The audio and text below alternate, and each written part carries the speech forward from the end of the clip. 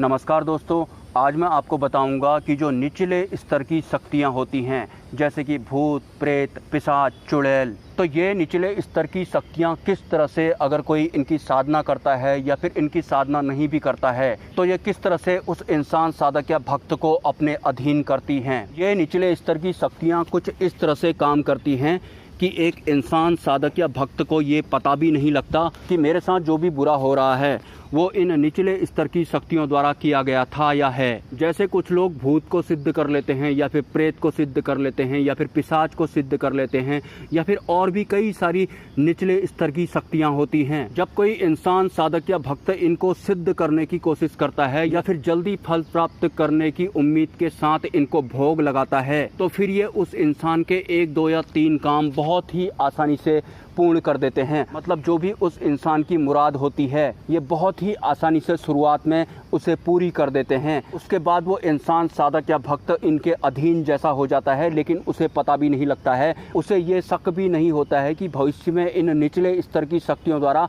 मेरी या फिर मेरे पूरे परिवार की ही वाट लगा दी गई है। तो जैसे कोई साधक अगर प्रेत को सिद्ध करता है तो उस साधक या फिर उस इंसान की ज़िंदगी में जो भी प्रॉब्लम चल रही होंगी, वो जो प्रेत होता है उस इंसान की ज़िंदगी में जो भी प्रॉब्लम होती हैं उन्हें बहुत ही आसानी से ख़त्म कर देता है। उसके बाद वो इंसान उस प्रेत के अधीन हो जाता है या फिर उसके विश्वास में आ जाता है। अगर भविष्य में उसके साथ कुछ बहुत बुरा होता है तो उसके दिलो दिमाग पे ये बात बिल्कुल भी नहीं आती है कि जिस प्रेत ने शुरुआत में मेरा भला किया था उसी प्रेत ने मेरी या फिर मेरे पूरे परिवार की ही वाट लगा डाली है। लेकिन इस दौरान जो प्रेत होता है वो बहुत पुराना भी हो चुका होता है और कई बार अज्ञानता में उस साधक द्वारा उसे भोग भी लगा दिया जाता है। तो जैसे ही वो साधक बीमार पड़ता है तो जो प्रेत उसने सिद्ध किया था या फिर कोई अन्य निचले स्तर की शक्ति को उसने सिद्ध किया था या फिर उसके लिए भोग लगाया था, वो उस इंसान को और भी ज़्यादा बीमार करने में लग जाता है। वो चाहता है कि जल्दी से जल्दी इसकी मृत्यु हो जाए और उसके बाद में इसे अपने साथ में लेकर जाऊं,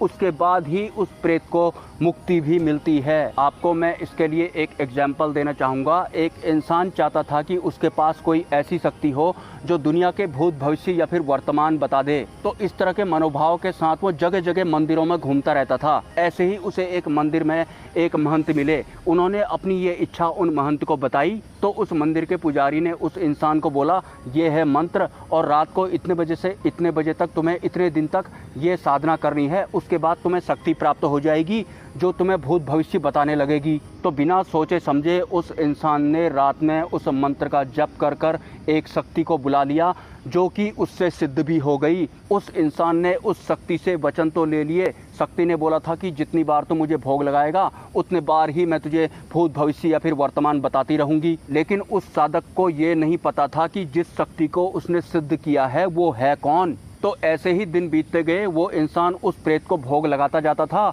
और भूत भविष्य की बातें उससे पूछता जाता था। हालांकि भविष्य की बातें जो प्रेत था वो कभी कभी गलत बता दिया करता था, लेकिन ज़्यादातर 70% उसकी जो जानकारी होती थी वो बिल्कुल सही बताई जाती थी। लेकिन ऐसे ही एक दिन वो इंसान अचानक से बीमार पड़ गया तो वो जो शक्ति उसने सिद्ध की थी जो कि वास्तव में एक प्रेत था, उसको और ज़्यादा बीमार करने में लग गया। उसने उस प्रेत से बोला कि तू मुझे ठीक क्यों नहीं कर रहा है। प्रेत ने उसे बोला कि तू मुझे भोग लगाएगा तो ही तो मुझे ठीक करूंगा। जबकि उस इंसान की कंडीशन बहुत ख़राब हो चुकी थी, वो बिस्तर से हिल डुल भी नहीं पाता था। तो उसके बाद उस इंसान ने उस प्रेत से बोला कि अगर तू मुझे ठीक नहीं कर पाता है तो तू मुझे छोड़कर चला जा। तो प्रेत ने उसे बोला कि मैं तुझे छोड़कर ऐसे नहीं जा सकता हूँ, मैं तो तुझे अब अपने साथ ही लेकर जाऊंगा। तो हिम्मत करके वो इंसान उस मंदिर पर पहुंचा जिस मंदिर के एक पुजारी ने या फिर महंत ने उसे इस साधना के बारे में बताया था।